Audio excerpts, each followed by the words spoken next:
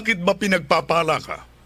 Pag ikaw ay narito na, sa bugtong at buhay na Diyos ng mga Diyos, bakit ba pinagpapala ka? Pag ikaw ay back to Christ na, ano ba ang katibayan? Kinakailangan pa bang ispilingin isa-isa ni Elder Ber? Ay samantalang araw-araw, napapakinggan ninyo ang mga patotoo at mga sulat. Ultimong sulat ay patotoo na. Ang palaging sinasabi, ako po'y nagpapasalamat sa bugtong at buhay na Diyos ng mga Diyos. Bakit? Dahil sa mga biyaya at pagpapala. Ano ang tawag mo roon? Hindi ba pagpapala yan? Dahil ikaw ay nag-back to Christ. Eh bakit dati hindi naman tayo pinagpapala? Kasi wala kang tiwala.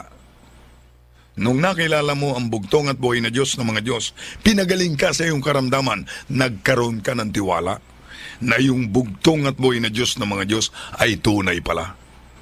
Di ba yan ang importante ng kailangan tiwala? Imulat mo ang iyong mata sa katotohanan ito at pagpapalain ka siguradong sigurado. Sabi ng Henesis 21:19, binuksan ng Diyos ang mga mata ni Agar at ang nakita niya ay isang balon na punong-puno ng masaganang tubig. Kinuha niya ang sisidlang balat at pinuno ng tubig, dinala sa bata at pinainom. Paano ba nagsimula ang kasaysayang ito? Alam po ninyo, panahon nito ni Abraham At malaki ang takot ni Abraham sa Diyos. Kaya naman nung sabihin ng Diyos sa kanya na iwanan mo ang iyong bayan at sumunod ka sa aking ituturo sa iyo. Puntaan mo ang bayan na ituturo ko sa iyo. Yun yung utos ng Diyos. Sumunod si Abraham. Masunuri siya At nung ipag-utos ng Diyos sa kanya na ihandog niya ang kanyang kaisa-isang anak na si Isaac, ginawa nga niya. Walang reklamo. Pero sa kabila ng pagiging masunurin, sa kabila ng magandang katangian ito ni Abraham, ay meron din siyang kahinaan. Ano po yun? Katulad po nung pagsang-ayon niya sa maling panukala ng kanyang asawang si Sarah.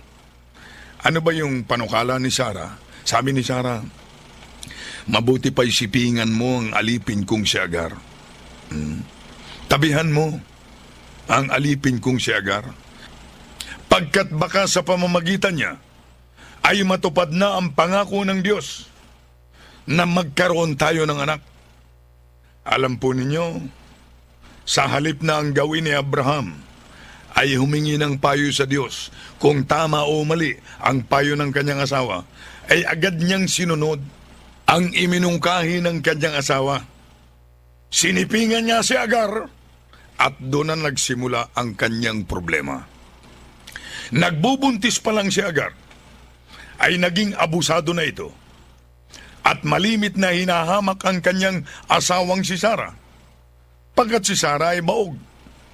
At sinasabihan siya ni Agar na walang silbi.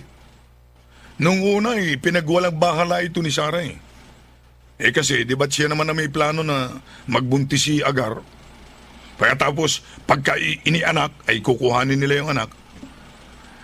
Pero nung hindi siya pinapansin ni Sarah, lalong umabuso si Agar.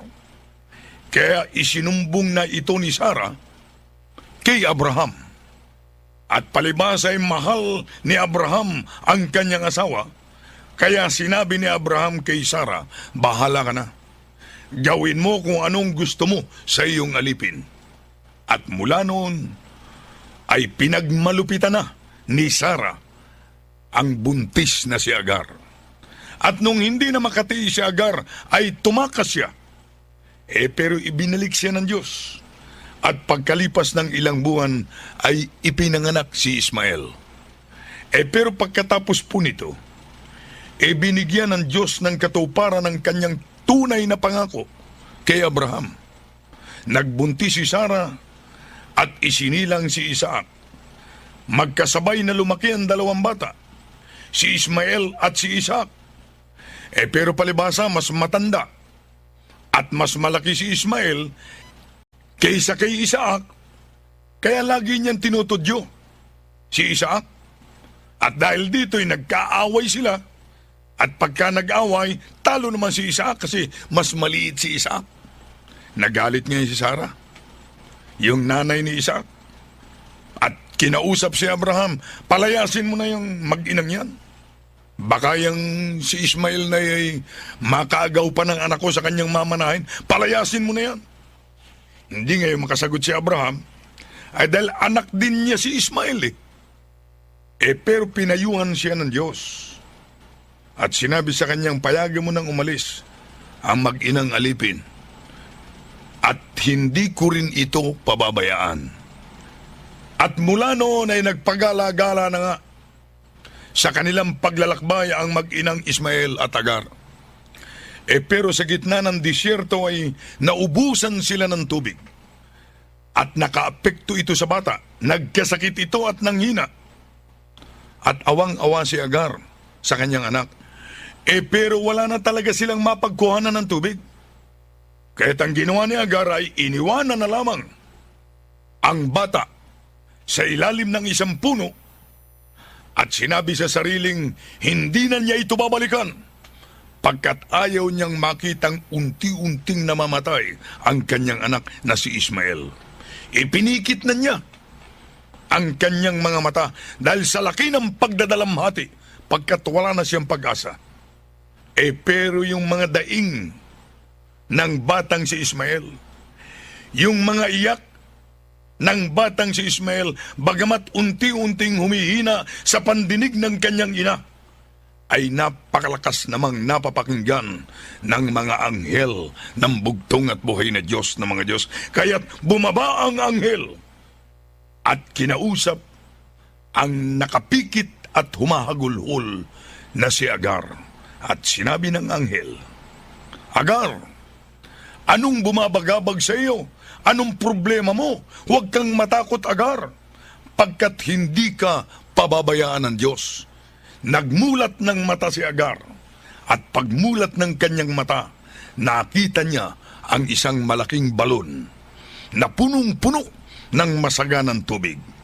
Ang ginawa niya, kinuha ang sisidlang balat, nilagyan ng tubig at pinainom ang bata at nabuhay ang bata. Diyan ngayon nagsimula ang istorya ng labanan ng mga Kristiyano at mga Muslim. Sa lahi ni Ismael nanggaling ang mga Muslim at sa lahi naman ni Isaac nanggaling tayong mga Kristiyano. Anong leksyon dito? Huwag mong ipikit ang iyong mata. Huwag mong isarado ang iyong isip. Imulat mo ang iyong mga mata upang magkaroon ka ng pag-asa. Huwag kayong tulog ng tulog. Magtiwala kayo sa bugtong at buhay na Diyos ng mga Diyos. Buksan mo ang iyong mga mata upang matuklasan mong ang pag-asa ay katabi mo lamang pala.